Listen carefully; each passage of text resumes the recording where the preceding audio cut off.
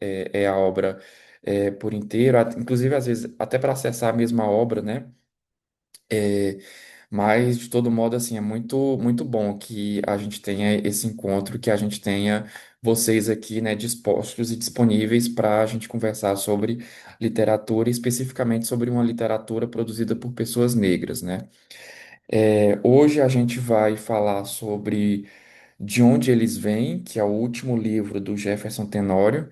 Jefferson Tenório é um escritor de Porto Alegre, né? Ele, quer dizer, ele nasceu no Rio de Janeiro, mas vive entre São Paulo e Porto Alegre e quer dizer, mudou, né? Bem novo para Porto Alegre. Já venceu o Jabuti, o prêmio Jabuti de literatura com O Avesso da Pele, que foi o livro anterior dele. E esse livro, então, essa obra De Onde Eles Vêm, ele vai falar sobre novamente, né, quem já é familiarizado com a literatura do Jefferson Tenório, ele traz, tanto no Avesso da Pele quanto em De Onde Eles Vêm, história de pessoas negras, né, assim, ele centraliza a história dele em homens negros, mas ao redor desses homens negros existem mulheres negras, mães negras, é, existe ali vários personagens, né, e várias situações que dizem respeito à vida das pessoas, principalmente das pessoas negras. Eu acredito, não vou lembrar agora, eu vou até ver aqui, uma pessoa comentou no nosso fórum, não sei se foi o Francisco, talvez, estou agora em dúvida, mas alguém, eu lembro que alguém comentou no fórum para dizer que leu o livro e que se identificou com algumas situações, né? Que a história narra. E realmente, lendo esse livro, lendo O Avesso da Pele, uma outra situação, pelo menos uma outra situação, você se identifica, né? Estou vendo mais pessoas entrando, temos agora 18 pessoas, muito bom isso. Bom, para quem não conhece o Jefferson Tenório, aliás, antes de a gente passar para o livro mesmo, eu já queria aqui falar que a gente vai ter outra mediação, né? Do nosso encontro. A primeira obra, né, o Quarto de Despejo, eu fiz a mediação. Bom dia, Amanda. A segunda obra, que foi Os Olhos d'Água, da Conceição Evaristo, a Joelma com a Priscila também fizeram a mediação. E agora o nosso terceiro livro, o Cláudio, que é um integrante do grupo da Coordenadoria de Igualdade Racial, vai fazer essa mediação. Ele está atrasado alguns minutinhos, teve um imprevisto no trânsito, mas a gente está aguardando ele para iniciar mesmo as conversas sobre o livro em si. E aí, sobre o Jefferson Tenório, então, ele é um escritor que nasceu no Rio de Janeiro, como eu falei, mas mudou para Porto Alegre. Então, assim, bom dia, Jéssica. Jéssica tá sempre no nosso grupo, nas nossas reuniões. Bem-vinda. Então, ele mudou, né, muito cedo para Porto Alegre. Então, foi em Porto Alegre que ele teve a adolescência e a vida ali, o início da vida adulta dele. Então, isso, de certa forma, isso informa muito, né, de como que ele cresceu, porque ele é um homem negro, é, e ele mudou para Porto Alegre, que é uma cidade é, que é um lugar muito embranquecido, né? Apesar de a gente ter também, assim, aparentes contradições, né? Também é uma região em que existem muitas pessoas que seguem as religiões de matrizes africanas, né? Então a gente tem essas aparentes contradições. E aí mudando para Porto Alegre, então ele vai fazer o ensino médio, vai fazer a universidade, ele é formado em letras, é doutor em teoria literária pela PUC do Rio Grande do Sul, e a gente vê na obra dele essa é muito forte algumas características que a gente observa na vida dele, né? Tanto em O Avesso da Pele quanto em De Onde Eles Vêm, existem figuras muito importantes de professores, né? A gente vê como ele tem esse lado de ser formado em letras, de ser doutor em literatura, em teoria literária. Ele tem essa paixão, né, pelos livros, pela literatura, por ler, e aí tanto em O Avesso da Pele quanto em De Onde Eles Vêm, existe ali sempre alguma figura de uma pessoa que incentiva o protagonista para ler, para descobrir os clássicos, para persistir no caminho da literatura, né? A gente vê aqui, inclusive, de onde eles vêm, um relato muito triste de uma pessoa que tinha uma paixão pela literatura e que essa paixão ela vai se perdendo em meio ao caos, né? Que acontece na vida dele. E a gente vê também isso, né, da literatura. Para quem não leu O Avesso da Pele, o pai do protagonista era um professor é, de literatura. E aqui também a gente tem no Simval, a gente tem nas pessoas ali por mais que ele não fale tanto nesse caso, né, de onde eles vêm, dos professores do curso que o protagonista faz, né, em letras lá no Rio Grande do Sul, mas existem ali os colegas que ajudam ele, que incentivam, que apoiam, então tem sempre uma mensagem de um caminho a seguir pela literatura, né? Pela literatura e pelos livros, é uma passagem, inclusive, marcante. Aqui eu já estou até iniciando um pouco a discussão sobre o livro. É uma passagem que me marcou muito quando.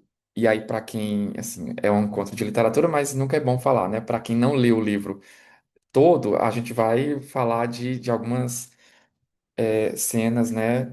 Vai ter spoiler nessa conversa. Mas. Quando ele trabalha na Conecta, né, que é uma empresa de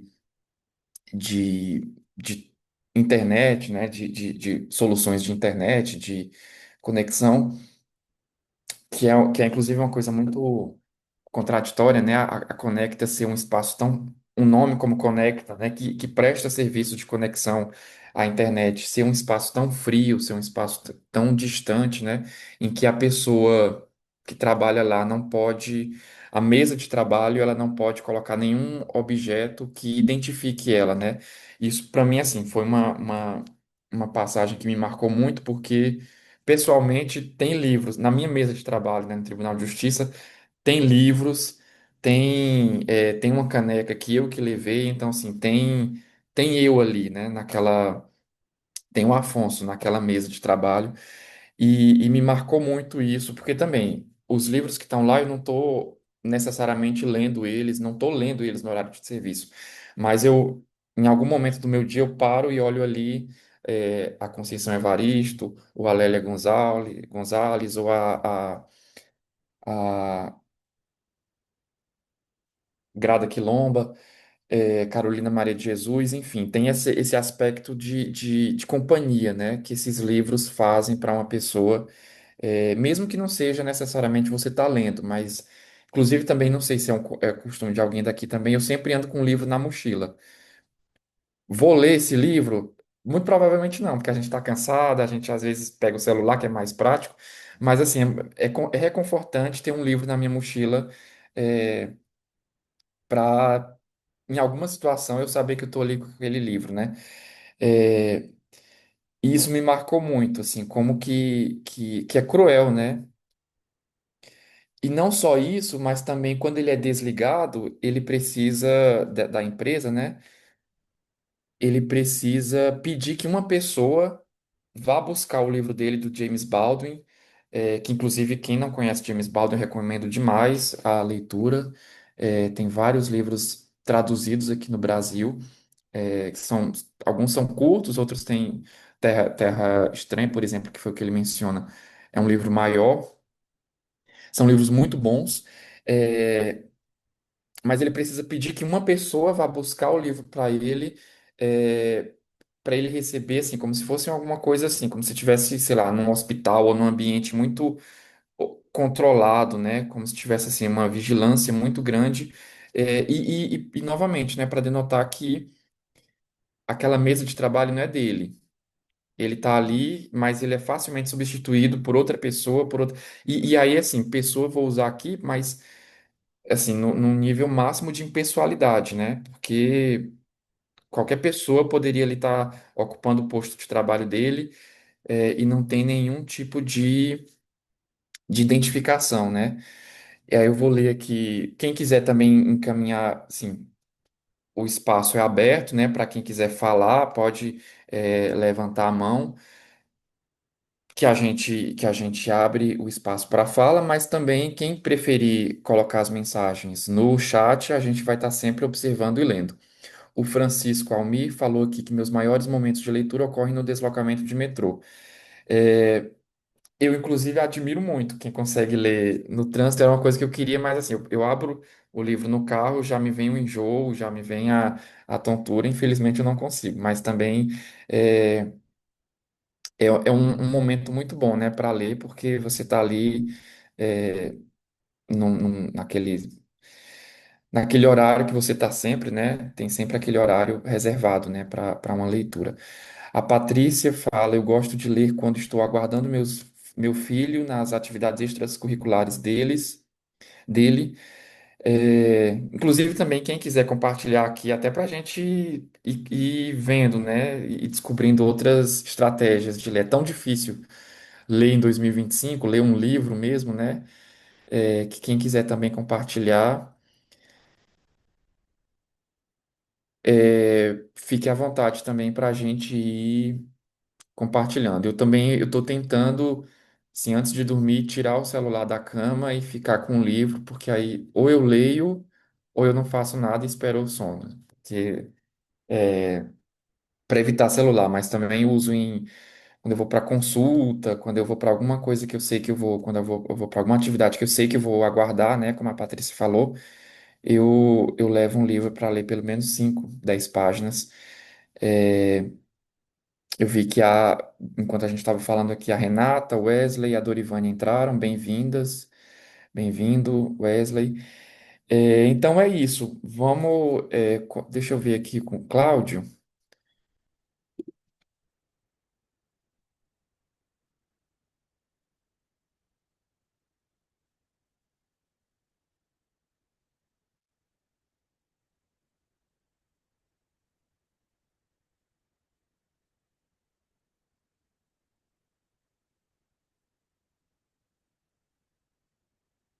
Só um minuto, eu estou aqui vendo algumas dúvidas já das pessoas que estão tentando entrar, e aí a gente já é, retoma. Bom, então, sobre o livro, né, de onde eles vêm. Jéssica que está comentando: tenho sempre um livro na bolsa, leio principalmente dentro do ônibus. Também, né? Eu estou sempre com esse livro, com um livro na bolsa. E por muito tempo o livro era esse. Eu coloquei para desfocar o fundo e aí não vai. Era o De Onde Eles Vêm, né? Do Jefferson Tenório. Esse livro, ele foi, como eu falei, ele é o último livro, né? O lançamento mais recente do Jefferson, depois do Avesso da Pele, que foi um livro aclamado, que recebeu o prêmio Jabuti. E ele foi lançado em 2024. Essa ilustração, que é uma ilustração muito bonita, inclusive, é do é, Maxwell Andrade, que é um artista do Rio de Janeiro. Quem não conhecer também recomendo buscar as ilustrações dele.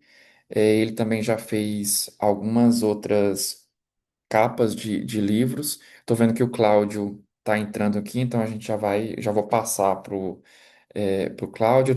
Eu tô começando sobre o livro, mas eu não quero me adiantar muito porque para não tirar papel de mediador do Cláudio. E esse livro, o Jefferson, no Avesso da Pele, ele vai falar sobre a relação do homem negro com a literatura. Também é um romance de crescimento também, né, do personagem, que é uma pessoa jovem. Tem a questão dos abusos policiais também. É, da violência, enfim, Bom dia. Em reunião. Olá, Cláudio? Oi, gente, bom dia. Bom dia, Afonso. É que eu tô aqui no fórum e o Ah, pessoal da limpeza falou comigo. É, bom, eu então eu tô, vou. Você eu tô te já. acompanhando. Eu quero pedir desculpa ao pessoal, porque teve esse acidente aí, não sei se você falou, né? Eu tive um problema com o pneu do carro aqui no caminho.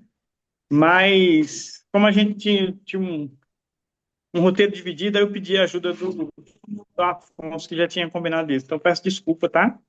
A minha ideia era conversar um pouco a partir desse roteiro que eu fiz, que eu sistematizei um pouco a discussão, mas garantindo a participação para a gente ver como é que foram a questão dos afetos, principalmente com esse livro. Então, peço desculpas mais uma vez pelo atraso nessa roda e agradeço ao Afonso por suportar e dar esse apoio, né? A gente já tinha partilhado o material, né, Afonso? Sim, sim. Aí, como eu, assim, para atualizar você, Cláudio, a gente já tinha conversado sobre o livro, assim, sobre o lançamento do livro, sobre o Jefferson Tenório, né? Tinha explicado, tinha conversado como a mudança dele do Rio para Porto Alegre vai informar muito da literatura que ele produz, né? Dos temas que ele aborda no livro dele, inclusive tanto nesse livro de onde eles vêm, quanto no Avesso da Pele a gente tem muitas relações interraciais, né, nas histórias, seja de relacionamentos amorosos, né, seja em ambientes profissionais, esses encontros e esses desencontros das relações interraciais estão sempre presentes na obra do Jefferson. Também falei do Maxwell Andrade, né, do Maxwell Andrade, do autor. É um livro, de onde eles vêm, que ele vai abordar assim, muito as ações afirmativas, né, que a gente tem, é, agora fizeram 20 anos, né? Agora recentemente fizeram 20 anos, e ele vem trazer assim, o que que acontece com as pessoas que entram nas universidades públicas pelo sistema de cotas, né? Como é que é o pós, né? Então inclusive você pode pensar ali num paralelo de existiu a lei Áurea, né, a abolição da escravatura, mas que não foi pensada nenhum tipo de política pública para o pós, para essa população negra, e assim, numa relação muito, tô aqui voando muito, né, um pouco, mas também a gente teve a lei de cotas, né, a lei de ações a política de ações afirmativas, mas é, depois dessa lei, dessa promulgação dessa lei, da efetividade da lei, a gente vê que a lei em si ela não é suficiente, né? É preciso garantir que essas pessoas que acessam não só as universidades públicas, né, mas outros espaços também, outras instituições e outros órgãos, tenham condições financeiras, psicológicas, emocionais, de suporte, de outros tipos de suporte, né, para que elas permaneçam não só permaneçam na universidade, mas que a universidade não seja um ambiente hostil para elas, né? E aí eu estou falando principalmente de universidade porque é onde se passa essa história, né? Mas eu acho que dessa leitura dele eu vi isso também, né? Que ok, a lei de cotas saiu, ele entrou na universidade, mas e aí? O que que a universidade fez com ele, né? Como que essa universidade recebeu ele? A universidade estava preparada para receber ele, para receber pessoas como ele, né?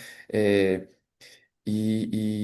enfim, lendo o livro a gente vê que a prática é bem mais difícil que a letra da lei, né?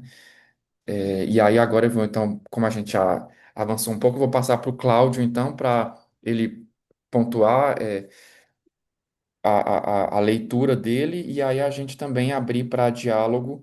E, novamente, o chat está aberto, também quem quiser participar pode levantar a mão, pode falar. É um espaço É, aberto.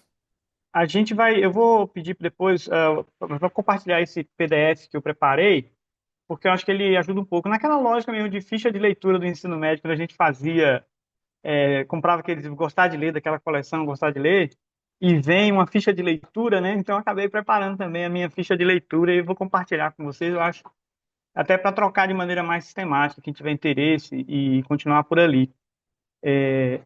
Não sei se, Afonso, se puder colocar no chat já, esse PDF, porque acho que ajuda um bocado e reduz o nosso tempo aqui, eu acho, mas ao mesmo tempo tem coisa que eu queria preservar, né? Você já contou do Alexandre, do Maxwell, né? Que é um artista que faz a capa e dos detalhes da exposição, que eu acho que isso é importante a gente tomar conhecimento também.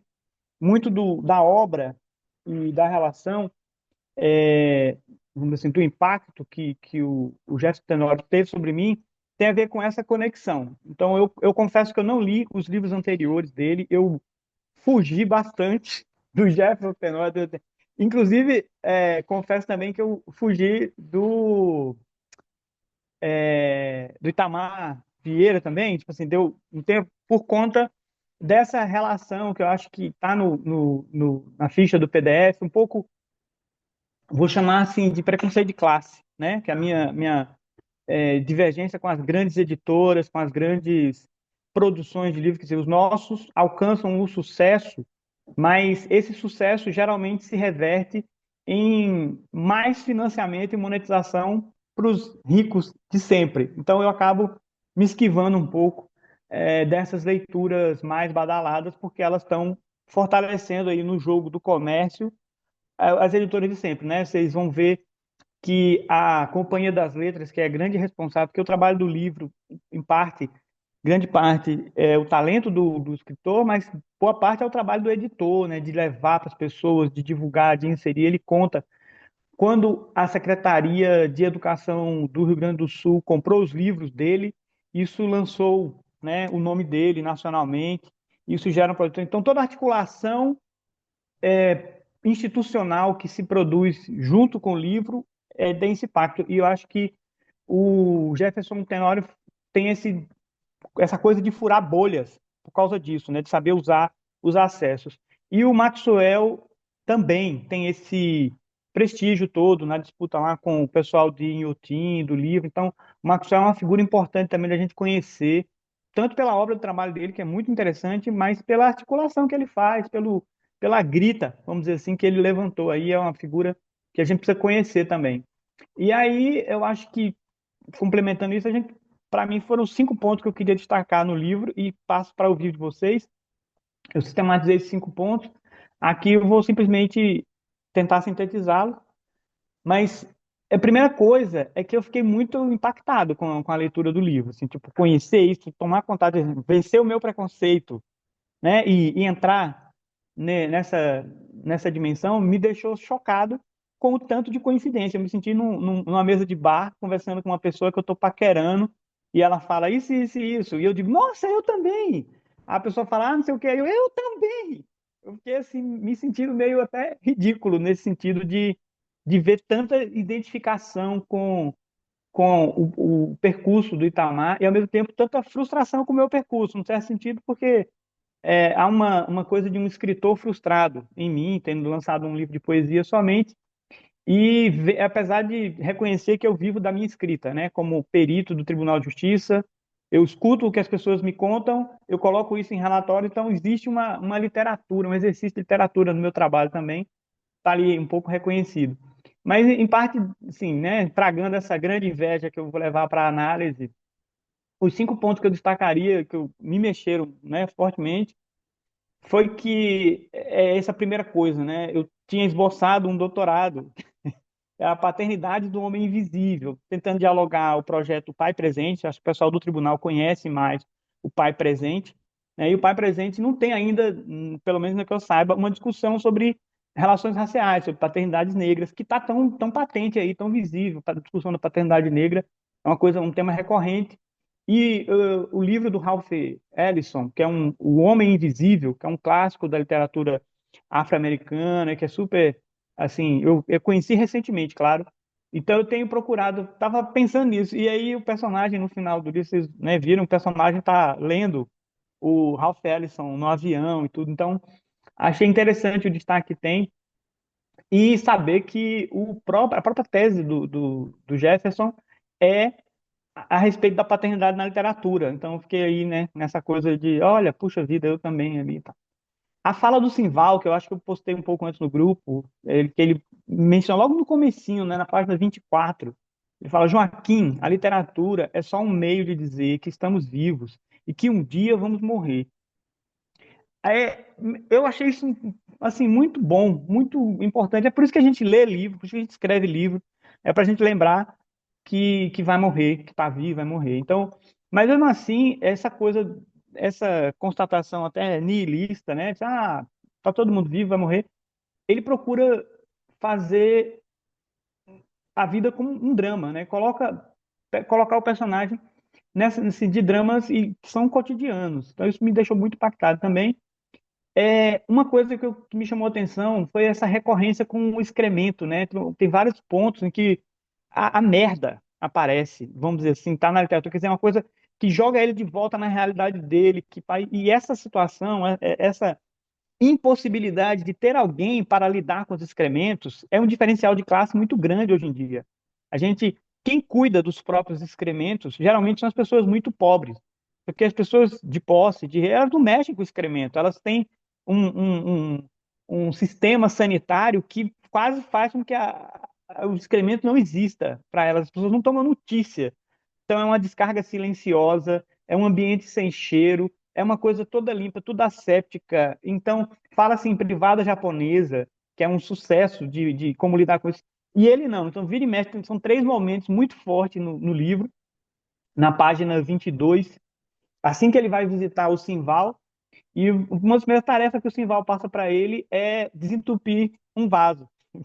Vai aqui, então, quer dizer, essa descrição que ele faz dessa relação de estar desentupindo, de se sentir imbecil, pensa, mas por que que eu fiz isso? Por que que eu estou me submetendo a isso? Quer dizer, é um processo de formação literária, o cara que passa para ele conteúdo literário, dica de leitura, ao mesmo tempo fala para ele, olha, tem isso aqui, cara, vamos lá, a gente tem que desentupir isso.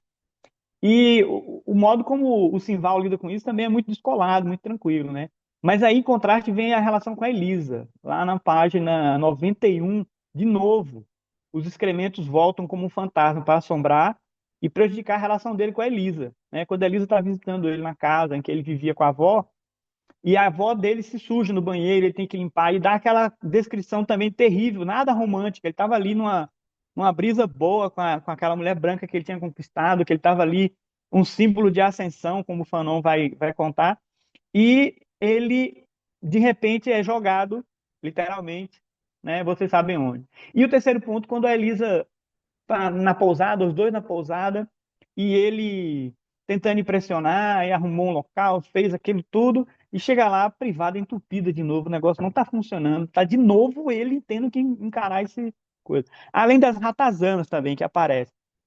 E esses são momentos assim que me impactaram, inclusive porque a gente não chegou a esse ponto, mas eu também, como companheiro de uma mulher branca, também passei muito por essa situação, arrumei uma pousada em Hidrolândia, inclusive quer fazer uma propaganda negativa, o negócio chama Água Doce, é uma porcaria, não vão. Achei que estava fazendo o maior sucesso com ofurô, não sei o quê. Fui lá, seguindo esse mesmo ritual que o, o nosso amigo Joaquim, lá vai eu também fazer. E aí cheguei lá, a coisa de ofurô tinha uma água podre, não tinha nada de ofurô, tinha uns cavalos andando junto a gente que literalmente foi uma tragédia. Eu realmente fui teletransportado aí nessa leitura da página 127 para uma experiência concreta. O outro ponto é essa coisa do diálogo frequente e intenso com essa literatura mundial, né? Ele dialoga com Joyce, com Homero, inclusive para mim foi uma surpresa saber finalmente, sem ler, que Ulisses, de Joyce, é o mesmo Ulisses da Odisseia.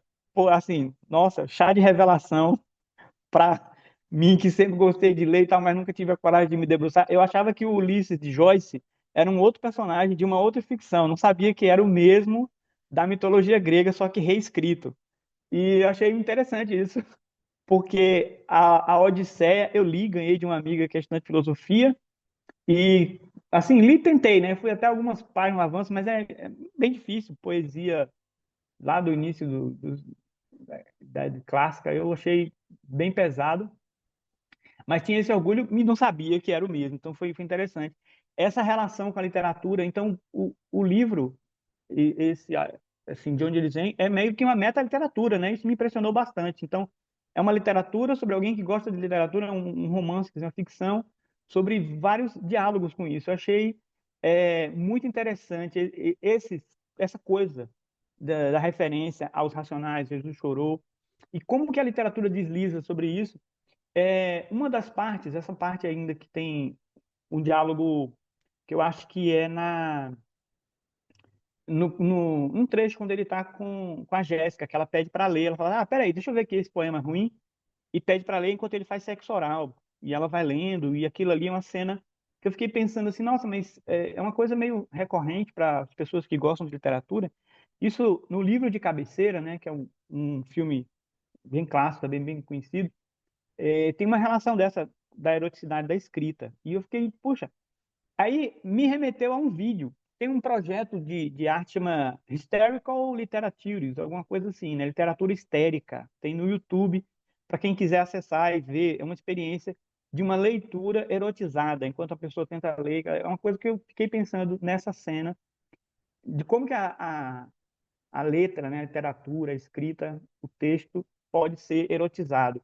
E um quinto ponto também que me chamou a atenção é claro, a questão do conflito racial o tempo todo, né? Eu tinha brincado com a gente no grupo, se tivesse um time da Jéssica e da Elisa, qual dos times nós estaríamos, quem que a gente estaria torcendo, porque o conflito racial aparece, e claro, ele é o tema do livro o tempo todo, e esse embate de branquitude e a negritude que estrutura a narrativa.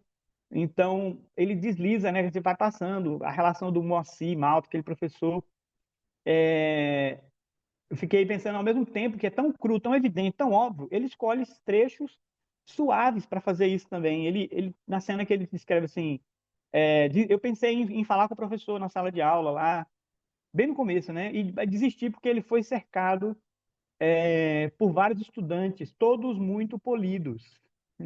E eu fiquei pensando nisso, né? Quer dizer, ele não fala que eles são brancos, ele fala que eles são polidos, no sentido de serem muito educados, todo mundo gentil. Não era um empurra-empurra em cima da mesa do professor, eram polidos. E aí eu, obviamente, pensei em polido de superfície polida, né? Panela bem ilustrada, assim, polido, que é uma referência ao claro, ao branco, ao limpo. E essa alusão quase simbólica, quase que ele não está falando de que é branco, que é isso, acorda, Cláudio, você que está viajando aqui, é, me deixou encantado também. Quer dizer, nossa, ele nem precisou fazer essa referência, ela está aqui flutuando de um jeito que as acusações que fazem para nós negros, pessoas negras, é de que assim, tem certeza isso que você viu? Sabe? Então, essa sutileza do que está aqui colocado, né? Ele está falando sobre, numa outra parte, mais no final do livro, também ele fala assim, ele está no hospital acompanhando a avó dele, aquela cena, uma das vezes que ela foi internada, ele fala assim, e me dei conta que eu não estava lendo aquele livro para dar sentido à minha existência ou à existência da minha avó. Eu lia simplesmente porque era um terno, era um livro terno. E era por isso que eu me sentia culpado, como se não tivesse direito ao encanto. Porque essa coisa da literatura, ela ser uma coisa para fascinar, para você simplesmente olhar, né, vamos dizer assim, para fruir. E ele fala assim, é como se eu não tivesse direito ao encanto, eu não tenho direito a fruir. E isso é, evidentemente, uma experiência negra no Brasil. É essa sensação de que toda vez que eu estou vivendo uma vida de usufruto, eu olho para trás para ver se eu mereço mesmo, será que estão me olhando? Nossa, como que estão pensando de mim? Então, usufruir é uma sensação muito desconfortável para nós negras. E isso não está aqui explicitamente, né? Ele está dizendo aqui, mas ele não diz isso aqui. Em outros momentos ele é bem concreto, nesse não é. Então, esses seriam os 5 pontos que eu destacaria mais impactante para mim, né? E eu queria ouvir de vocês. Quais os pontos? Como que vocês viram? O que que vocês já sabiam dessas informações que eu e o Afonso trouxemos?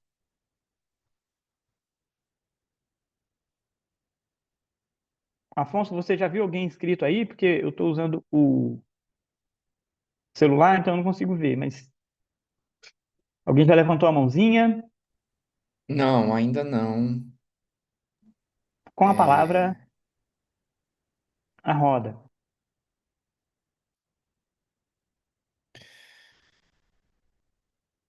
mas aí eu então, enquanto ninguém fala, vou aproveitar aqui para também trazer algumas percepções, né, que eu tive lendo. Eu acho que assim, o que me chamou muito a atenção foi de como, assim, como o Claudio falou, né, como a gente vai se identificando, não, isso aqui eu já ouvi isso aqui eu já vivi isso, essa pessoa aqui eu conheço. É, e foi uma parte que me chamou muito a atenção, aquela, aquela sub-história ali da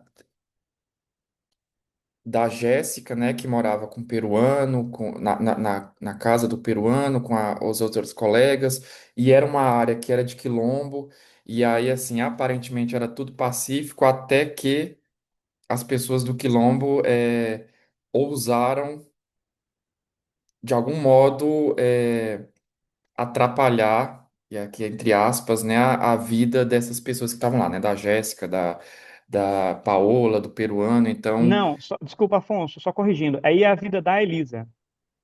Elisa, perdão, Elisa, da Elisa. E aí é o cachorro que late, e aí é o barulho da gira, e aí mas vem sempre aquele discurso de vamos respeitar as pessoas quilombolas, vamos respeitar a cultura, ancestralidade, que é muito comum de a gente ouvir, inclusive, mas assim, é, esse discurso ele é comum na teoria, mas aí na hora, assim, no menor do conflito ali na prática mesmo, aí, opa, não, aqui já vamos fazer um abaixo-assinado, já vamos partir para agressão, inclusive, né, que a Elisa foi lá revidar, né, pelo cachorro, é, e me chamou muita atenção de como que esses conflitos, né, interraciais, eles estão ali numa zona ali de ebulição que a qualquer momento eles estão numa aparente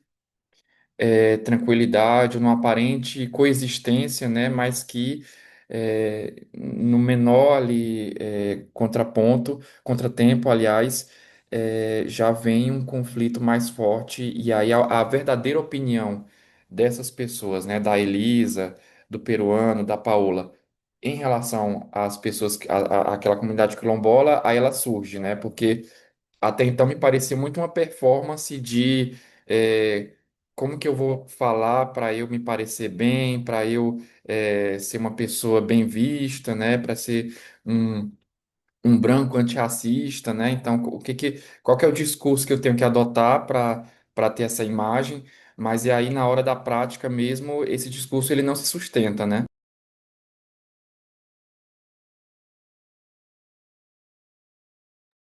Exatamente. E, Afonso, uma coisa que eu acho assim riquíssima no livro, na narrativa do Jefferson, é como que isso é feito.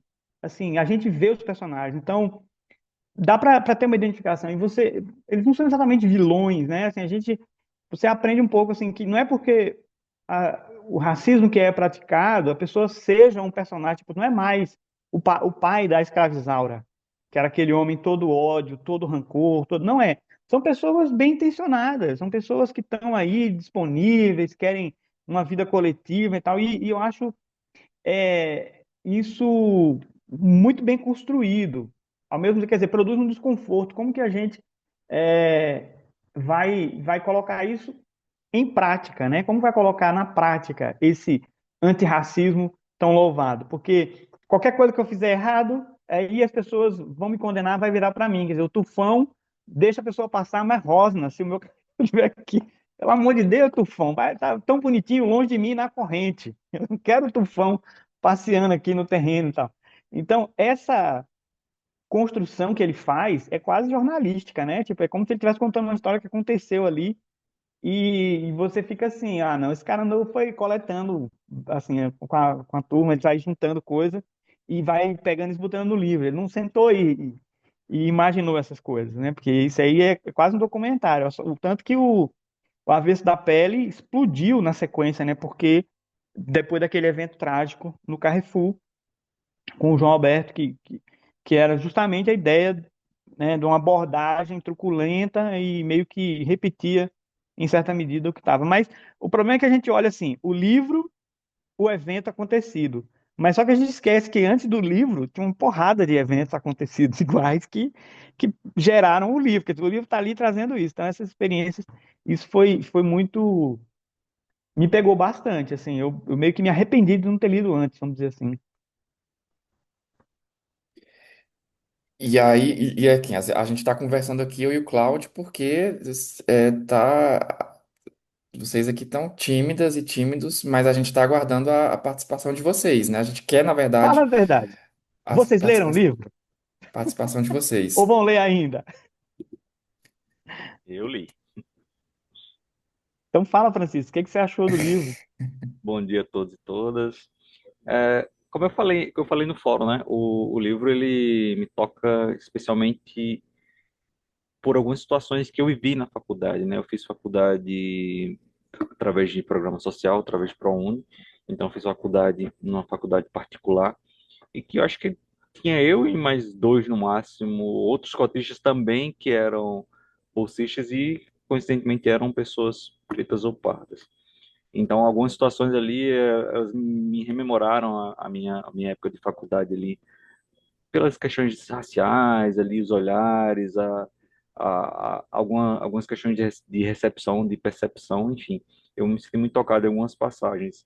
Achei bem legal a sua fala, Cláudio, com a sua seu histórico, né, a sua vivência, a sua formação, em ter pegado ali pontos específicos de literatura para poder fazer reflexão, coisa que a gente com outra percepção, outra formação não fez, mas achei bem bacana a sua análise, né? Como em cima da sua vivência você percebeu ali alguns tópicos do livro sobre a questão dos excrementos, etc, sobre os autores que são ali referenciados, achei bem bacana.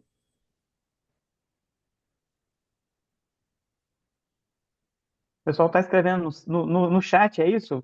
Aparece aqui para mim assim um pouco, mas é isso aqui. Mas se quiser falar, é melhor, gente. Projeto A Voz, a gente já tem o fórum que privilegia a interação escrita, lá no fórum do site. Aqui, a gente, já que não está podendo ser o presencial, vamos privilegiar a interação oral. A oralidade é tão, né? Nossa, tão...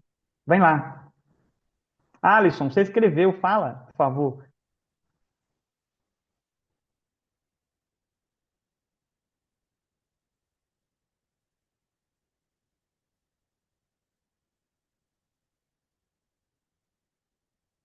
Alguém quer falar? Vamos ouvir as pessoas brancas sobre o impacto do livro.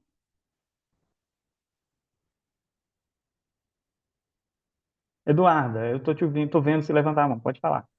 Eu não sei fazer para como levantar a mãozinha pelo Zoom, então desculpa aqui a ignorância tecnológica. Bom dia, pessoal. Eu fico meio constrangida até de falar, porque eu tenho muito medo de ser o que o Afonso falou, né? O branco antirracista no discurso, então eu prefiro ficar ouvindo. Mas quando eu vi a seleção de livros do clube, eu quis participar justamente por conta de onde eles vêm. Eu sou gaúcha e eu moro em Porto Alegre. Eu imagino que o Jefferson Tenório tenha. Ele não fala abertamente de que se passa na URGS, mas eu imagino que ele esteja falando da Universidade Federal aqui do estado. E também estudei na URGS e é bizarro como o que ele conta no livro é exatamente a vivência dos alunos que entram pelo sistema de cotas na universidade. Até fui pesquisar a história do Jefferson quando eu li o Avesso da Pele, e, e pelo que eu vi, ele também foi um aluno que entrou pelo sistema de cotas. Pelo que eu entendi, eu acho que ele entrou duas vezes na faculdade, eu não me lembro muito bem. Sim, é na Mas verdade três. exato. Ele E fez três, aí, né? isso. E aí enfim, eu acho que ele foi, inclusive, uma das primeiras turmas de cotas, né? E eu acho que o livro ele retrata isso muito bem. Quando eu entrei na universidade, já existia alguns programas, digamos assim, para fazer uma adaptação, mas nem de longe o suficiente, porque esse tipo de situação que o livro trata se repetia várias vezes. Eu estudei direito e primeiro, já começa, acho que na verdade, na seleção, né? Os, os, a turma, são basicamente duas turmas por ano. No primeiro semestre são os não cotistas e no segundo semestre é a turma dos que não entraram por acesso universal, que não passou com uma nota suficiente para entrar no primeiro semestre, e os cotistas. Então, eu estudei na turma de cotistas. E o tratamento que a faculdade dava para as turmas de cotistas era escancarado. Então, assim, o prédio, por exemplo, ali da faculdade, ele é muito antigo, ele é de 1900 e ele só comportava uma turma por semestre, então só 5 salas. São 5 salas, é um prédio bem antigo e isso faz com que a direção tenha que alocar as turmas, porque na verdade agora são 10, né? Afinal, são duas turmas por ano, 5 anos de faculdade, em outras salas da universidade. E os alunos da turma não cotista, eles têm tinham aula durante todo o curso no prédio da faculdade, que se chama inclusive Castelinho. Então, acho que já dá para ter mais ou menos uma noção de como as coisas funcionam. E a turma dos cotistas, ela tinha que estudar na sala que era meio que um almoxarifado, tinha que estudar em lugares, em salão de palestra, então a gente às vezes não tinha nem cadeira, né? Não tinha mesa para apoiar o caderno. E acho que já começa por ali. E a permanência dos alunos no curso.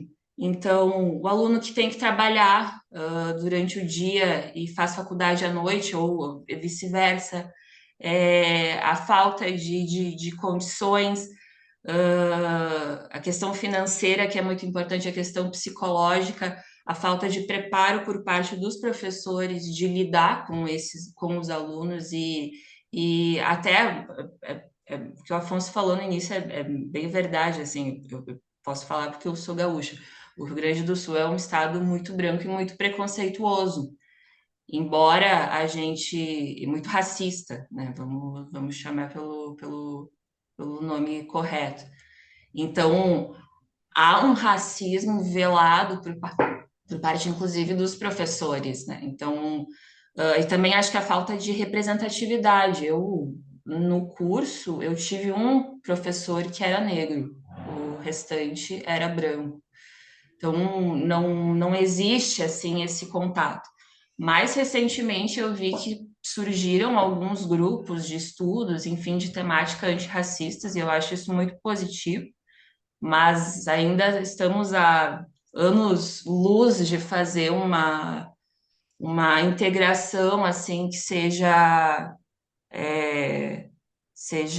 digna e coerente e, enfim, suficiente, né? Que não basta só a lei de cotas, enfim, ela é essencial e eu não tenho a menor dúvida de que foi um grande avanço, mas não basta só, né, a entrada.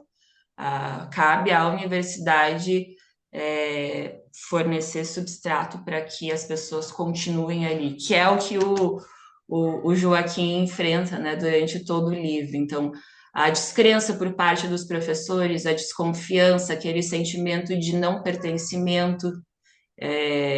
Eu me lembro muito também, assim, de o acesso à informação, por exemplo. A gente tinha que ler muitos textos no início da faculdade em língua estrangeira. E muitos alunos, eles não tinham experiência ou conhecimento, enfim, e isso já era outra barreira. Então, parece que se torna meio que a conclusão do curso se torna meio que uma corrida de obstáculos, sabe? E não são todos que conseguem terminar, ou se conseguem, não é no mesmo tempo que um aluno branco, com privilégios, enfim, que não precisa Agora, sustentar casa, Eduarda, enfim, Eduarda, tem. deixa eu te fazer uma pergunta que eu acho que aí vai para os outros também que estão participando, que é assim, você falou que veio para o grupo de olho nessa, o Jefferson Tenório, né, nesse livro e tal, mas você tinha lido o outro também, O Avesso da Pele?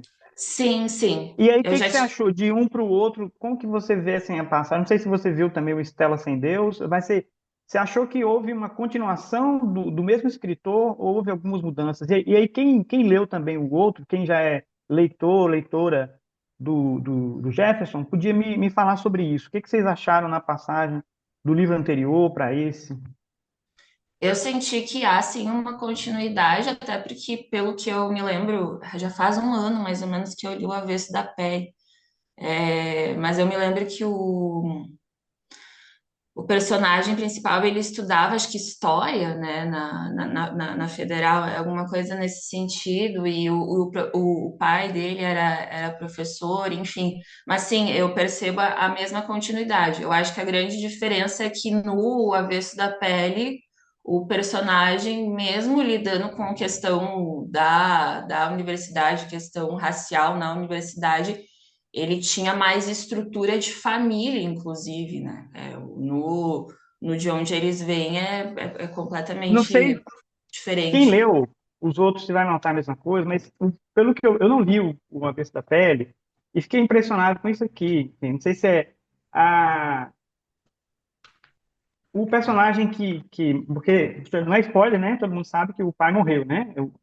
O filho está escrevendo as cartas e o pai morreu. Desculpa aí, para quem não leu, não é spoiler, porque ele está divulgando essa informação lá. Queria só saber se o pai era professor de licenciatura, de literatura, porque eu achei interessante aqui que numa passagem deste livro, de onde ele vem, ele comentando que o lugar é perigoso, ele fala que ouviu relato de que um professor de licenciatura foi morto naquela região. E eu achei assim, será que isso é uma referência ao livro anterior?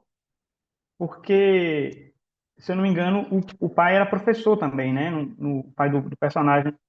E aí fiquei assim, olha, é uma possibilidade do autor querer criar um universo inteiro aqui. Será que é isso? Não sei, quem leu, aí eu queria ouvir vocês que leram os outros, se tem conexão entre os autores, vocês viram, como a Eduarda disse que Ah, viu, e quem não viu. Oi, Joel. sim, o professor é de literatura, né, do Avesso da Pele. E tem uma outra personagem que ele também coincide, que é a Sahariene, que até no encontro que a Ah, gente teve com o Jefferson Tenório, no grupo de estudo, que o Jefferson Tenório veio, ele até falou por que que ele escolheu o nome da personagem Sahariene, que é uma música do Chico César, que ele o é vídeo é lindo. admirador. É, o vídeo é lindo. Pesquise no YouTube o vídeo assim, a história que o Chico César conta sobre a Sariene, sobre a palavra, né? Isso, isso. Né? E aí, nesse encontro, o Jefferson Tenório explicou, né, por que que ele escolheu o nome da personagem, a Sahariene, que era a Sahariene, acho que no outro era a namorada do filho, né? Não é isso? Uhum. Ah, ué, então o próprio personagem está aqui também, porque ela fala dele. Isso. É o Gladstone.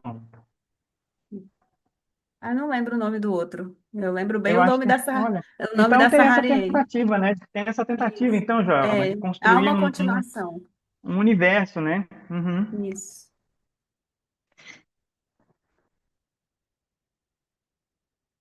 Quem mais? Dorivânia. Vou fazer isso, gente. Vou picar as pessoas, assim, para sair das suas loquinhas. Bom dia a todas e a todos. Então, eu tenho uma confissão a fazer. Eu também comecei a ler o livro, acho que ontem, antes de ontem à noite.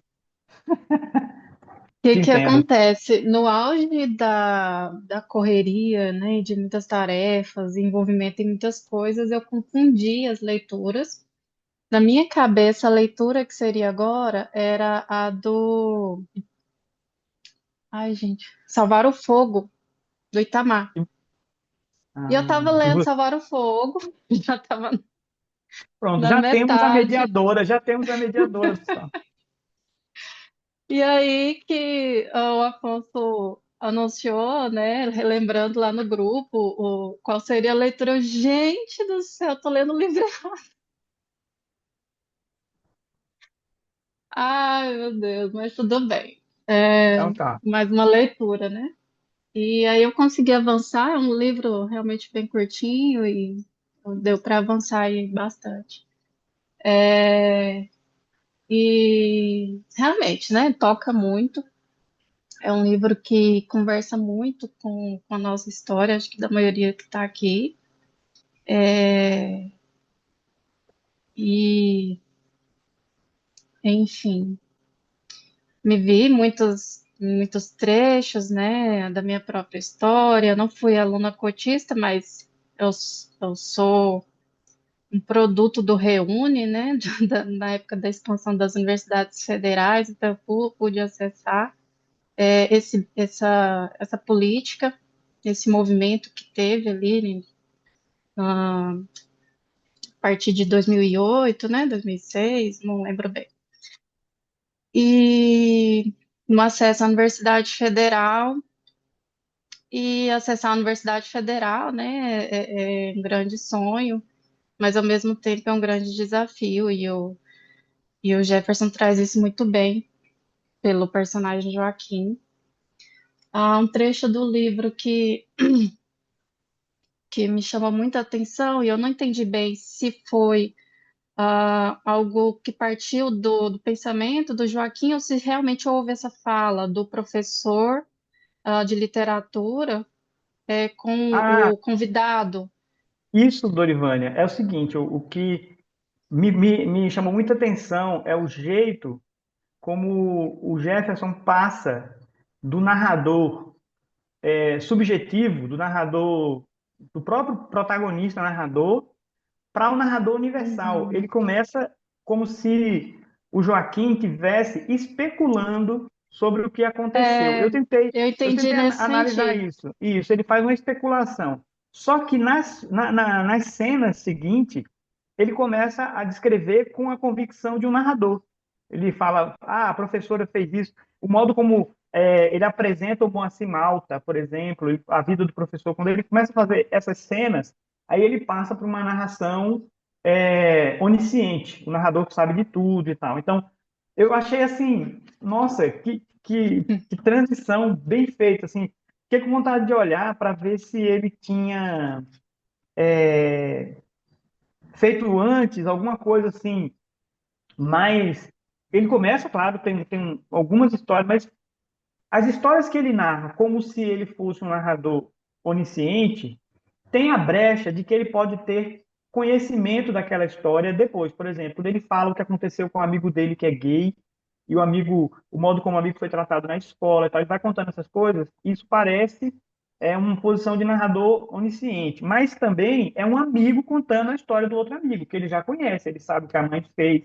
Então você não tem certeza que é um narrador assim de fora da história. É simplesmente alguém apresentando um amigo. Ah, o fulano, aconteceu isso com ele, isso, isso. Agora, quando ele faz essa transição dos professores falando sobre cotistas, né, que para mim foi a grande decepção, eu achava que o Moacir ia ser um aliado dele, assim, nossa, eu fiquei muito desapontado, por quê? Essa especulação é uma especulação, ele fala, ah, ele teria dito isso, então você fica na dúvida. Mas na sequência, ele começa a contar a história de todo mundo desse jeito, assim, sem ser mais uma especulação, é um narrador. Eu achei isso, assim, em termos de literatura, de exercício de literatura, muito bom. Por isso que é a sua confusão, você fica assim, ah, eu não sei, é por isso, acho que o objetivo era esse mesmo, É. era confundir Mas, leitura. enfim, de qualquer forma, a especulação dele parte de um sentimento, né? Que ele já vinha sentindo e das percepções dele, daquelas micro racismos, ali, microações pequenas, né, veladas, e que só ele conseguia sentir, ele nem conseguia, né, falar disso, e isso é muito comum, das pessoas negras não conseguirem expressar esse sentimento, né, do racismo que elas sofrem. E aí, essa especulação, né, essa pena, esse olhar do professor, né, de não saber lidar com esses alunos, é, da, da, da conclusão que ele já tem sobre as cotas, né, de que é só um tapa-buraco, né, que o problema está na base. É sempre esse discurso, né, vamos focar na Sim. base. O governo Lula foi muito criticado por isso, né, quando ele investiu nas universidades, de focar na base. Mas olha para vocês verem o resultado disso, né, do sistema de cotas. Hoje já tem muitas pesquisas, avançou muito, da, do resultado mesmo, né, das políticas afirmativas para a evolução mesmo econômica do país, de intelectuais, da ciência, né? Então, tá aí os resultados. Não são pessoas incapazes, são incapazes a partir do ponto de vista do ensino é, colonial, né, europeu e tudo mais, é, descartando totalmente o saber, né, vivência dessas pessoas, tudo que elas também já tinham de acúmulo a partir da vivência da cultura, né? E aí, e são essas pessoas hoje que estão formando a partir de um outro olhar, a partir das suas próprias vivências, e que está havendo transformação, inclusive na base, no ensino básico, né? Então, é genial a, a, a leitura que ele faz, né, a partir desse personagem. E, enfim, é isso. Eu compartilhar um pouquinho também. Bom dia a todos, todas, né? Eu tô no mesmo barco aí da Dorivânia. Eu vim porque o Afonso falou assim: quem não conseguiu fazer a leitura ainda, vem para escutar. Então hoje eu tô no lugar da escuta. Sempre me coloco aqui no grupo, porque eu faço pausas, né? Fazer leitura de autores negros haja saúde mental, né? Assim, para gente dar conta das vivências, né? Eu acho que foi o Cláudio mesmo que trouxe, falou assim, nossa, parece que era uma conversa, falando, nossa, isso comigo aconteceu também, comigo aconteceu também, comigo aconteceu também. Chega num ponto que a gente vai ficando um pouquinho cansado psicologicamente, né? A gente vem de leituras muito impactantes, a gente está vindo também acompanhando aí essa semana trágica no cenário brasileiro, principalmente no que afeta ao povo negro, especialmente. Mas eu falei assim, vou abrir a câmera também, abrir a fala, porque achei importante, muito importante, viu, Eduarda, a sua contribuição, porque hoje eu acordei com esse pensamento, eu falei assim, nossa, e nos grupos de estudo que faço parte, né? Cadê as pessoas brancas? Porque, assim, cadê vocês aqui falando e trazendo para nós esse olhar que você trouxe hoje, de um olhar, ó, às vezes até engasgar de falar, né? Que é bem racista. É racista mesmo, é uma sociedade racista, nós somos racistas, né? Então, quando você traz dados e você traz, assim, uma experiência, isso se conecta muito, escutando todos, escutando Cláudio, Afonso, a Joelma, né? Com a leitura desse livro, né? Que eles estão se identificando em muitas coisas e você ainda endossa isso também naquilo que você viu. E aí fiquei muito assim, eu fico, como diz minha sobrinha, adolescente revoltos, né? Dá uma sensação de revolta, assim, né? Porque eu também saí do mestrado agora, em 2022, e foi uma sensação, assim, de êxtase, porque foi meu primeiro professor negro, professor Márcio Corte Real, aqui na Universidade Federal de Goiás, e eu falei isso com a turma, né? E aí você falando que também teve poucos, você trouxe muitos pontos que se conectam, pelo que eu escutei dos demais, com a própria escrita deste livro. E aí eu achei importante essa escuta de tudo isso que você trouxe, porque eu fico vendo tanto que querem marcar, né? Querem nos marcar mesmo num lugar de inferioridade. Quando você diz, eu não sabia disso, né? que já é difícil quando a gente entra dentro da universidade pela perspectiva de cotas, que as pessoas já colocam tanto um lugar sobre a pessoa preta que esquece que a cota também ela abraça as pessoas em condições de vulnerabilidade, pessoas pobres que não necessariamente precisam ser negras, mas fica na gente, né? Abraça indígena, abraça pessoa negra, abraça pessoas também que não têm condições financeiras, mas é tão colocado na gente, porque a gente também está dentro do cenário da pobreza, né? Vimos aí na questão da favela, todos os corpos que a gente vê ali no chão são de pessoas negras, né? Pobres e pretas. Então, é muito interessante, ao mesmo tempo revoltante, ao mesmo tempo triste, ao mesmo tempo faz a gente querer ler mesmo para se conectar, mas o tanto que fica marcado em nós, querem marcar em nós esse lugar de inferioridade. Quando você diz que na universidade, o primeiro semestre não abraça os cotistas. Eu falei assim, gente do céu, o que que é isso? Não é assim, é tão absurdo, porque fica esse lugar dessa estigmatização mesmo, né? Vocês são ralé. E a gente está vendo, eu sou da área da educação, a gente está vendo isso acontecendo dentro das escolas públicas, municipais, não só com as crianças negras, né? Que elas são maiorias também na escola pública, mas hoje os professores, por causa de metas, de atingirem dados aí para ganharem verbas para a escola, eles estão separando as crianças em fraco, médio e bom. Estão fazendo isso novamente. Agora você imagina isso dentro da universidade, né? Então, assim, eu também agradeço a sua fala. Eu acho que queria escutar mais pessoas que estejam aqui no grupo, que são brancas, né? Que estão fazendo essa leitura de que o racismo está aí mesmo, e de que se divide em pessoas.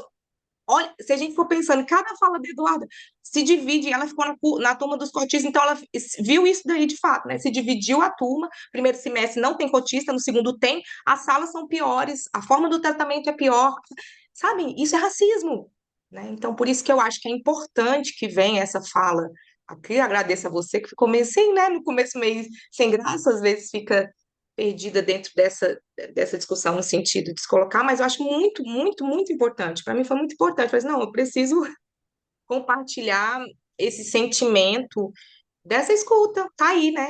E que ano foi? Eu ia perguntar, que ano foi que você terminou a faculdade? Agora, se for olhar para você ter a cara tão novinha, foi agora. Não foi em 1900 ou 1800, não, foi agora, o ano passado, o ano retrasado, há 5 anos, né? Então tá aqui, no meio da gente, o tempo todo, todo dia, em todo lugar. E aí aguçou ainda mais, vamos lá, pegar aí o livro que foi proposto para leitura, para debruçar sobre isso. Ouvi também o pessoal falando sobre a questão de que ele aborda a realidade dos professores, né? Que eu também acho isso louvável. E para finalizar, no período que eu estava no mestrado, a minha colega de orientação era uma mulher negra também, e ela pesquisou sobre cotas, e eu vi em cada orientação a diminuição da professora, que era uma mulher branca, para variar também, né? Porque, como a colega acabou de dizer, o meu primeiro professor branco, negro foi agora, o dela também foi, então isso também já é um dado para a gente analisar e refletir. E eu vi várias vezes a professora cortando, podando, não deixando que a pesquisa fluísse como deveria fluir, porque a temática era sobre cotas.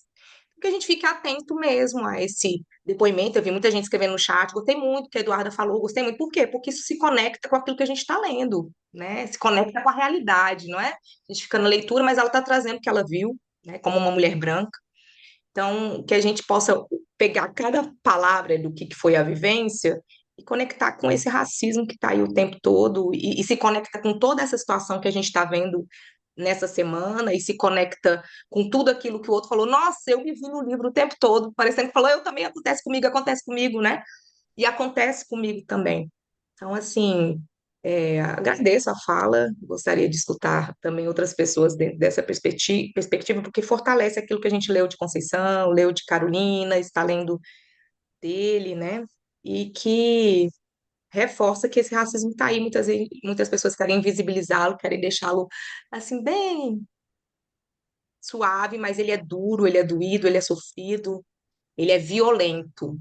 Então, valeu, Eduarda, e é isso aí. Eu acho que um comentário sobre essa interação, as pessoas brancas, depois tem o livro fala muito disso, sobre a questão da interracialidade e de como que as pessoas se colocam, eu acho que sempre vai ter o risco do mal-estar, né?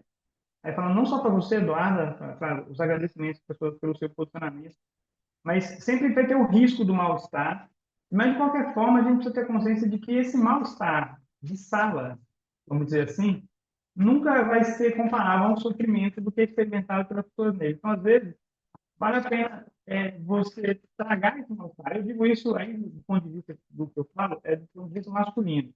Aquela conversa da Sarinha com ele, e ele simplesmente olhou para o relógio e falou: ah, tem que ir embora com compromisso com a coisa e tal. Quer dizer, ele não sentou com elas para ouvir de fato o que elas tinham a dizer, porque ele é um homem hétero, e aí quando elas começam a chamar para desabafar, para dizer: olha, né, os homens negros isso, isso, aí ele não quer passar por esse mal-estar. Então ele levanta e sai da mesa. Ele fala: ah, eu olhei o relógio, tem embora. Quer dizer, não, não pode, cara. Tem que tragar esse mal-estar. Quando uma mulher negra fala para mim, traz as queixas totalmente pertinentes, o que eu faço é beber o amargo que está sendo servido. Acho que eu tenho que aguentar. Homem preto, intelectual, casado com mulher branca, não vai querer ouvir? Sinto muito, vou ouvir, vou ouvir, vou ouvir, e a vida que segue. Vamos ver como é que a gente faz com isso, como que a gente equilibra essa coisa do amor romântico, aquela fantasia. Ai, me apaixonei por assim. Hã? Vamos pensar sobre isso? Vamos ouvir? Então, tá bom, é verdade, não é uma coisa que eu vou viver com culpa de, agora eu vou ter que me separar, mas assim, relaxa e lida com esse mal-estar que está sendo servido. Vamos ver ele, vamos pensar nele com consideração, com solidariedade. Então, vale mesmo, acho que para as pessoas brancas e na interação com as pessoas negras. E eu acho que dá certo, tem dado certo. Eu, pelo menos, tenho apanhado menos a cada momento, a cada coisa. Claro que eu continuo metaforicamente apanhando, mas a gente para de resistir e, nesse momento, assim, vale a solidariedade pelo sofrimento dos outros. E é esse lugar de dizer, né, Cláudia, além de nós, eu vi, né? Então a gente sente isso na pele, Eduarda, todo santo dia. Todo dia, todo dia. Quando eu entro numa loja, quando fui ontem, aconteceu ontem. Entrei numa loja mais sofisticada, no shopping sofisticado da cidade, o olhar, o atendimento, eu posso estar arrumadíssima, e eu estava arrumadíssima. E dá um desconforto, sim, você fala, caramba, né? Eu posso estar de ouro, não adianta, né?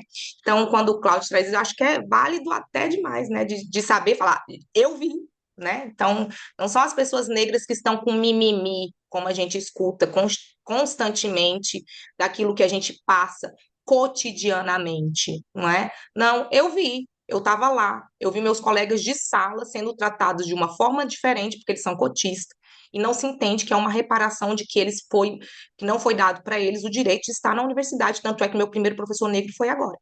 Então, assim, são esses movimentos, assim, que eu apoio. Eu vi, eu quero que só mesmo, né? Ainda mais porque a gente sabe que esse conceito de raça não fomos nós negros que criamos, então tem que somar mesmo, tem que estar aqui mesmo, tem que. Eu vi, não é mimimi, né? Enquanto uma mulher branca, eu acho que esse é o movimento do antirracista mesmo, né? Eu vi, me posiciono, eu quero ler, eu quero entender. Eu quero fazer parte de um grupo que majoritariamente, talvez, não sei, os meninos que sabem os dados, né? Tem maior parte de pessoas negras, mas eu quero tentar, quero me conectar com essa história contada por uma outra perspectiva, né? Então, assim, é válido demais da conta, né?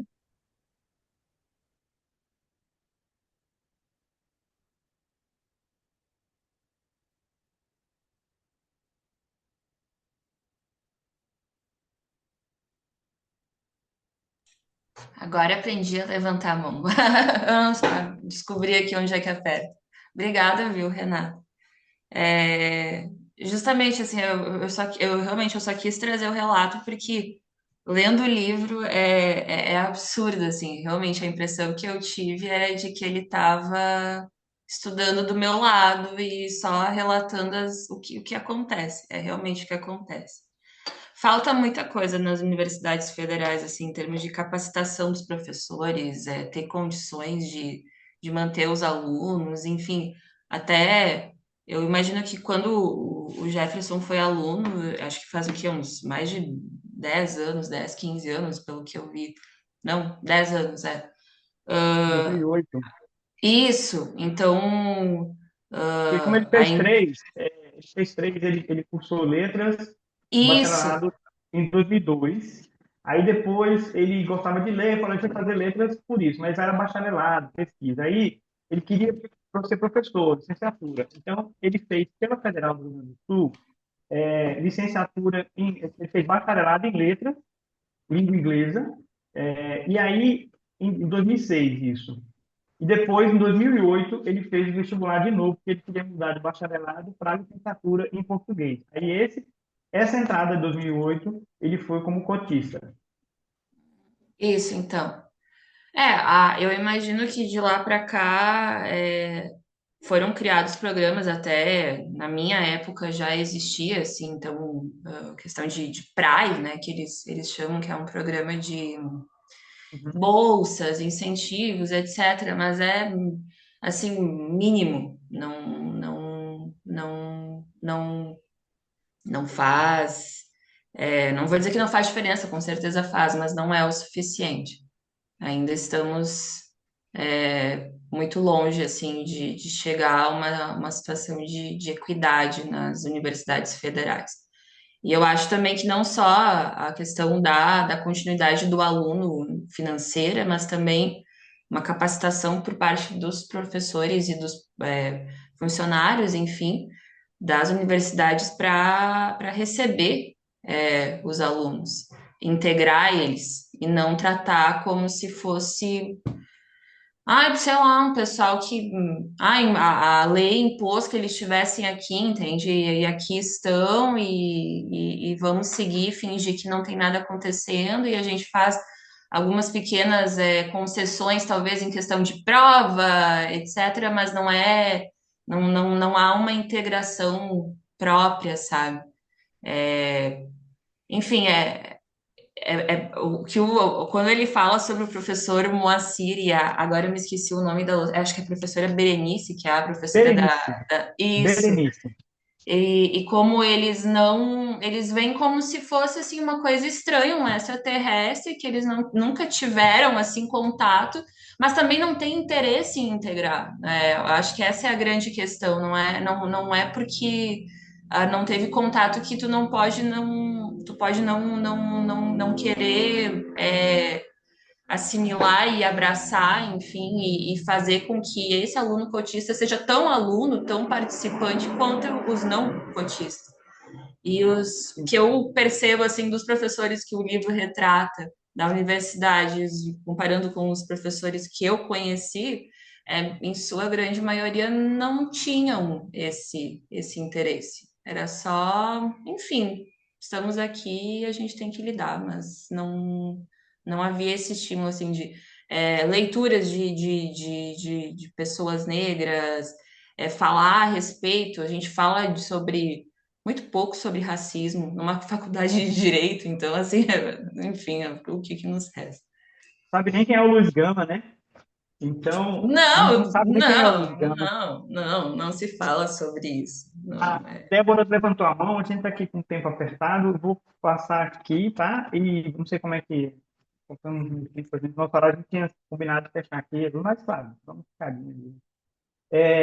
O problema não é o estranhamento, mas como que você lida com esse estranhamento. Então, os professores falam, não sei lidar com eles, onde eles vêm. Tipo, sim, tudo bem, beleza, ok, você está estranhando, realmente é novo para todo mundo. Agora, vamos ver o que a gente vai fazer com isso. E as pessoas não querem passar por isso. Né? Débora, Bom dia. Então, gente, vocês falando das cotas, eu lembrei de quando eu ingressei na PUC a primeira vez. E eu terminei o segundo grau, né, e eu já fui pelo ProUni. E foi um rebuliço, porque os professores totalmente elitistas e reclamando, falando que estava indo aluno para a PUC que não sabia escrever. E junto com isso, a questão ainda foi mais, assim, para mim, foi mais latente, assim, que eu tive a diferença dos tratamentos, porque a minha bolsa eu consegui de manhã, e eu fui fazer administração empresa de manhã no ano de 2004, lá na PUC. Então, assim, os alunos pretos que tinha eram alunos do ProUni, e E você via claramente a diferença. E eu vou até falo que as universidades, né, igual, por exemplo, a PUC, e as outras, assim, elas não. Em todos os cursos é muito difícil você ter alguma coisa que puxe pelo lado de você é, divulgar pessoas negras que fazem, né? Então, por exemplo, na PUC, fica com o mito do empreendedor. Mas tá, mas a gente tinha as escravizadas de ganho.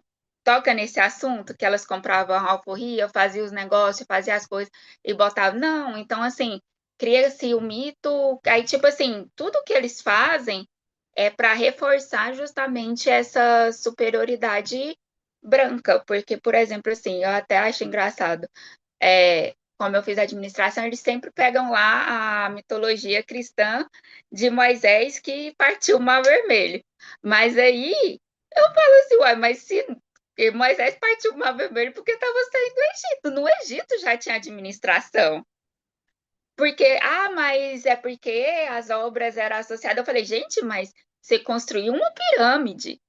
Você precisa de administração para fazer o trem rodar ali. Não tem como. Aí, tipo assim, e quando eu fiz essa pergunta para um professor, nem sei se ele está vivo ainda, porque ele já era bem idoso, ele, mas é porque no contexto, a gente sempre, eu falei, tá, mas no Egito já tinha muitas coisas, em outras partes do mundo já tinha outras coisas, por que que vocês só focam nisso, né? Porque, tipo, a gente não tem prova científica que Moisés existiu, mas os faraós, a gente tem prova que eles existiam. Os escribas deles que tomavam conta dessas construções tá ali. Então, assim, é complicado porque é tipo assim, eles fazem de tudo para que a narrativa sempre continue sendo branca, europeia, e a gente vê uma. É como se fosse sabe, uma bola, um domo. É como se eles quisessem fazer um domo em torno da universidade, onde eles ficam lá dentro, eles criam sistemas ali dentro, onde não permite a entrada de outras coisas. E quando quem está vindo de fora taca pedra nesse domo, quer quebrar esse domo, eles se sentem agredidos, sendo que eles são privilegiados porque eles estão dentro do domo e do lado de fora tem seca e lá dentro tem água. Então eles pegam e ficam assim. Então é muito complicado. Eu sei que avançou muita coisa, mas eu tô vendo a menina falar que ainda tá complicado. Eu, eu acredito que o ideal mesmo era que todos os cursos tivessem, olha, a gente vai ter essa matéria para nem ser eletiva, fosse uma matéria obrigatória, que pegasse as leis e introduzisse e contasse mesmo a história de verdade, não que fosse uma matéria antirracista, porque a maioria das coisas, continua o racismo, é as mesmas histórias, é os mesmos tipos de pessoa e não muda. E uma coisa que eu observo é que eles se assustam com a intelectualidade de pessoas pretas. Então, quando uma pessoa preta ela tem domínio da fala, ela tem domínio da escrita, ela sabe conversar e ela sabe trazer ali para o contexto coisas, eles se assustam porque eles não estão preparados, porque eles sempre nos veem como objeto de estudo, não como pessoas que podem fabricar o conhecimento. É isso.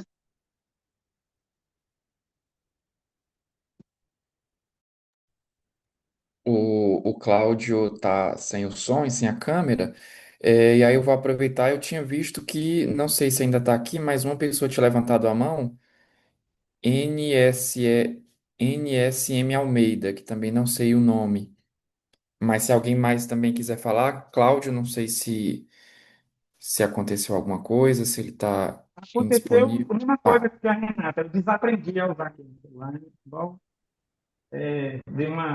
fiquei patinando aqui para tentar mudar, mas acho que eu estou te acompanhando na chamada da pessoa. Tinha duas pessoas, além da Débora, alguém tinha levantado a mão, não consigo, não aparece para mim. Na hora que eu acho que eu não sei se. a pessoa saiu do chat. Ah, Abaixou a mão e saiu no chat. Aí também não, como não tava o nome, né, da pessoa, tava só as iniciais, a gente não sabe quem que é. não, então, por conta acho que para respeitar o horário, e eu partilhei por escrito com vocês no grupo do WhatsApp. Acho que chamar vocês para interagir mais, inclusive eu tenho feito pouco isso, é que o Afonso tem procurado essa chamada no grupo de estudo do próprio da EJUG lá, porque ele é uma ferramenta que a gente tem como contabilizar a interação, acompanhar. Para a questão das métricas, é importante interagir por lá também, isso vale a pena, até porque é uma atividade que gera certificado, porque tem interesse, informação, a interação vai contabilizar isso. Então é importante, né, fazer esse lado, não sei, Afonso, você quer a palavra para isso?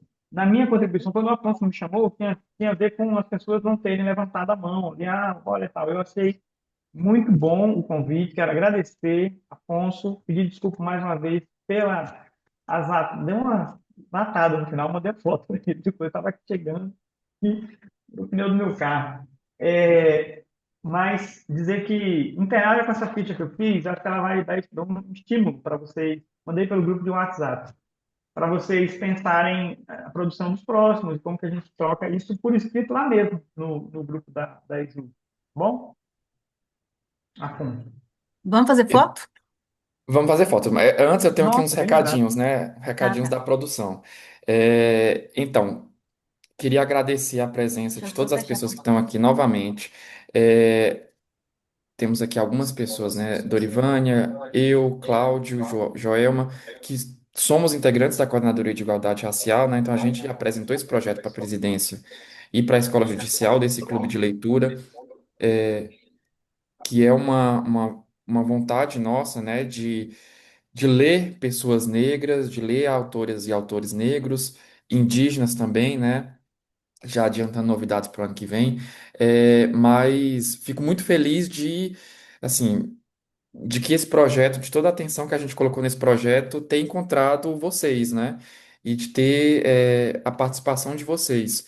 É, e aí, também reforçar o que o Claudio falou, é importante para a gente, né? Como a gente apresentou esse projeto, agora no final dele a gente também vai fazer um relatório, né? Do que esse projeto gerou, né?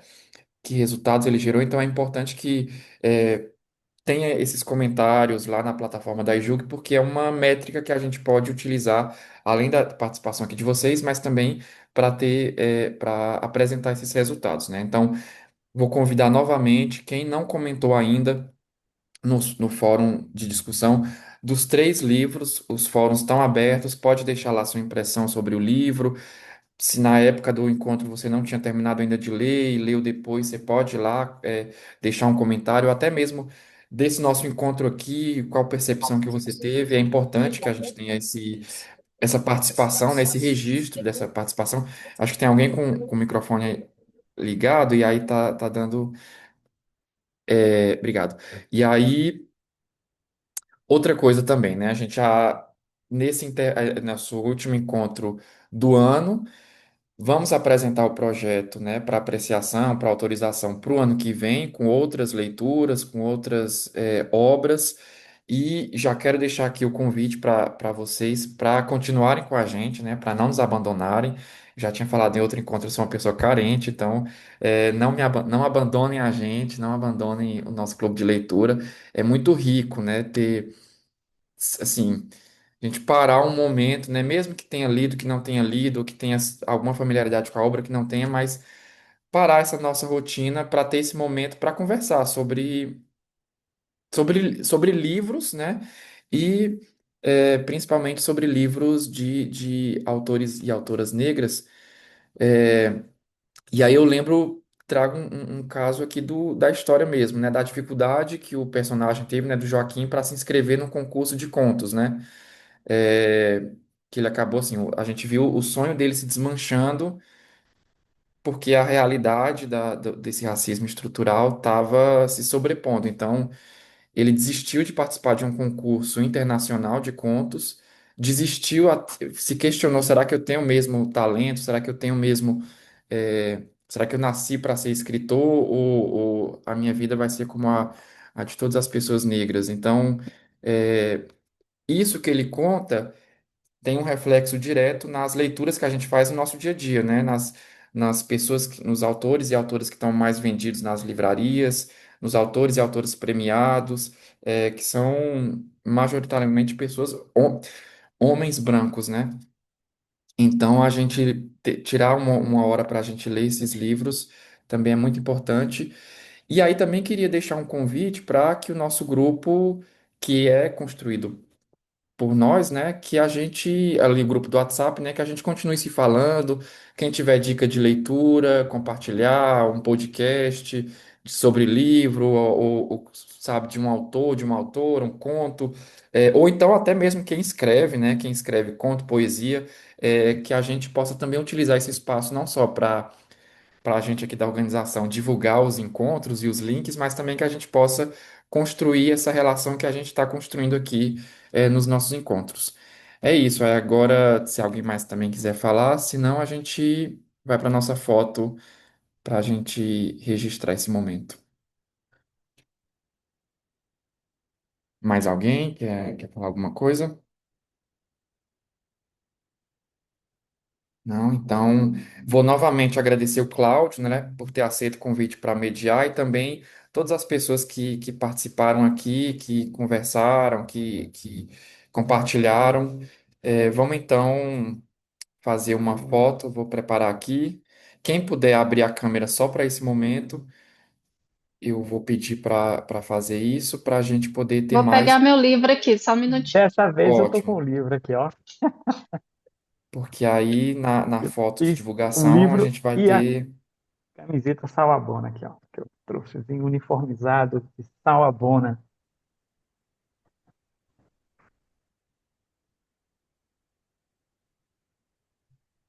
E aí também já vou falar aqui, a gente tá organizando, né, o projeto do ano que vem, então quem tiver sugestão de leitura, quem tiver sugestão de algum escritor, de alguma escritora que acha interessante, que tenha a ver com a proposta do grupo, do clube de leitura, tá mais que convidado também para compartilhar. E aí, como eu falei, para o ano que vem a gente quer ler, além de pessoas negras, a gente quer ler também pessoas indígenas, para a gente também ampliar, né, nossa visão.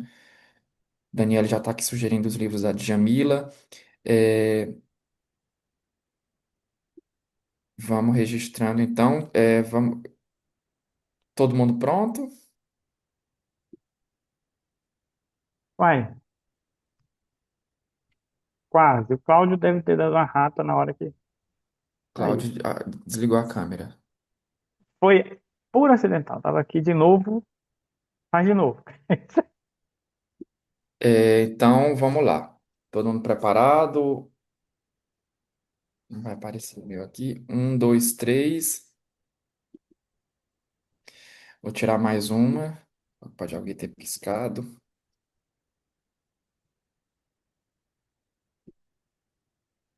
Um, dois, três. É isso, pessoal. Muito obrigado, a todas, a todos. Feliz Natal? Já? Será que é cedo? Ah, não, é não. Tá tendo. Fui na dentista, já tem gente montando, instalando coisas. Realmente, Feliz Natal. Embora a gente vai se ver por aqui ainda, Mas é isso. A gente vai se mas quem não falando vai. no grupo do WhatsApp, mas assim, o nosso próximo encontro é em 2026, né? Então, e aí já tem Então, algumas pessoas aqui compartilhando no chat. Eu vou anotar essas sugestões. É, mas também podem compartilhar lá no nosso grupo do WhatsApp. E é isso. Tchau, tchau. Um bom fim de valeu, gente. semana. Você também.